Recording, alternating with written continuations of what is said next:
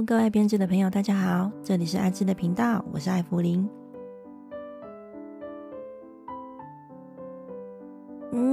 艾芙琳今天不钩针吗？难道是要分享画画？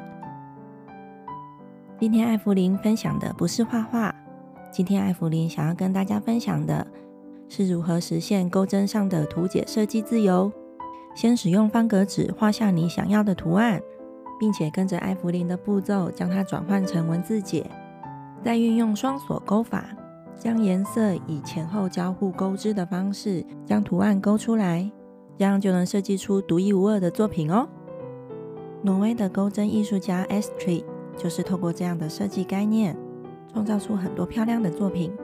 甚至参加了挪威当地的钩针比赛，最后得到第1名呢。接下来你也可以一步一步跟着艾芙琳实现钩针图解设计上的自由哦。喜欢的朋友记得订阅、按赞、加分享。各位不要误会，我只是在帮这些小球球实现它的自由而已。首先我们可以准备一张方格纸，在方格纸上任意画出你想要的图案。设计图案的时候，建议可以先从简单的图样开始练习，画的时候可以画在方格的线上，而这个图案的方格长宽所占的行数与列数，练习的时候建议是15到25之间。它的大小可以作为一个杯垫，当你钩织技巧熟了之后，再挑战大一点的作品。画完图样之后，帮它决定一个框，接着在它每一边都往外拓展一格，画出这个织物的边缘。接着在横向的边缘由右方至左方依序写下方格的编号，这里会决定我们的起针数。而在纵向的边缘也由下而上写下编号，这里决定了我们编织的行数。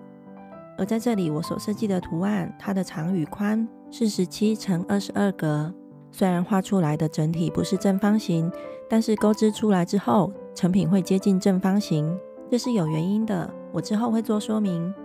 下一步决定毛线的颜色， A 是花样的颜色，也就是主色，我使用深咖啡色来呈现图案的线条，而 B 是背景色，也就是方格纸上没有被画到的地方，我决定是米色。接着我们就可以开始写我们的文字解啦。在编织时，我们会将 A 色与 B 色轮流编织，所以在每行我们依序先写下 A 的文字解，再写下 B 的文字解。在第一行是起针，第一行的 A 我所占的横向格数有22格，依照公式我需要的起针数是48个锁针，而钩织的方式是倒回第6针，从第6针开始钩织长针与锁针，再跳过1针。依照公式我会重复21次，而在最后1针的锁针钩织1个长针，总共会完成22个穿格。而第一行的 B 色起针数会比 A 色少2针，而它的钩织方法跟 A 是相同的，但是钩织时会跟 A 色前后交错钩织。而锁边起针之后，长针的针数算法是，我们先从第一行的右方开始，第一个横向线条不算，而接下来的线条中主色 A 占了几格就写 B 几，如果没有 A 的颜色就写下 F， 所以根据我的图解，我在这里会写下 B20 以及 F1， B 就是钩织在上一个颜色的后方，而 F 就是钩织在前方的意思。而第2行以后的文字解规则如下，偶数行我们从左边开始算， A 段的写法要看直线，边界这一条不算，主色 A 遇到了几条就写 B 几，没有的话就写 F， 所以依照我画的图案，在第2行的 A 我会写下 B1 F19 B1， 而最后1针写 DC。 而第2行的 B 段属上方的横向线条，一样第一条不算，有几条主色就写 F 几，没有就写 B， 而依照我的图解我会写下 B21。 而如果是奇数行，要从右方往左数，现在是第3行的 A 段， A 段看直线，第一条边界不算，有几条主色就写下 F 几，没有就写 B， 而每一行的 A 段最后1针都写 DC。所以我第3行的 A 段文字解是 F1、B19、F1、DC。B 段的帧数都是看横线，有几条横线是主色就写下 B 几，没有就写 F。所以第3行的 B 段我会写下 F5、B10、F6。而之后的奇数行如果遇到实心的方格，先数看看它是几格相邻，并且跟着直线的规则。比如第7行我遇到了2个相邻的方格，代入公式之后，我会得出 5DCIF。DCIF 就是在上一行的颜色之前钩织长针的意思。而偶数行遇到实心的时候也是一样，先数看看它有几格的实心相邻。比如在第8行它只有1格，代入公式的话就会得出 3DCIB， 意思就是在上一个颜色之后钩织3个长针。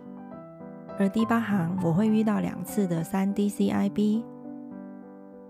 所以我们可以依照之前所谈到的规则写下文字解。而不论你的图案画到哪一行，最后一行的 B 段都不需要写。虽然您可能听得很模糊，但是相信我，你做了之后会深陷其中，就像解了一道数学题一样，很有成就感呢。如果你还没画出属于自己的图解，那么你可以试着依照我的图案练习写下文字解吧。你写的文字解会是什么样的呢？现在艾芙琳就要公布答案啦！你写下的文字解有跟我一样吗？不过艾芙琳总是很粗心，如果发现我写错了，记得告诉我哦。而在这里，你可以多写一列有关于上一行的线头要怎么放置的说明，写在每一行的 A 段。奇数行写 F， 偶数行写 B。F 是指线头放置在前， B 是指线头放置在后。下一集艾芙琳就要说明这样的文字解要怎么勾，敬请期待哦。你也可以趁这个时候设计属于你自己的图案，有任何问题都可以在下方留言处提出讨论哦。这一集就分享到这边，感谢您的收看，喜欢的朋友订阅、按赞、加分享，开启小铃铛，我们下一集见喽，拜拜。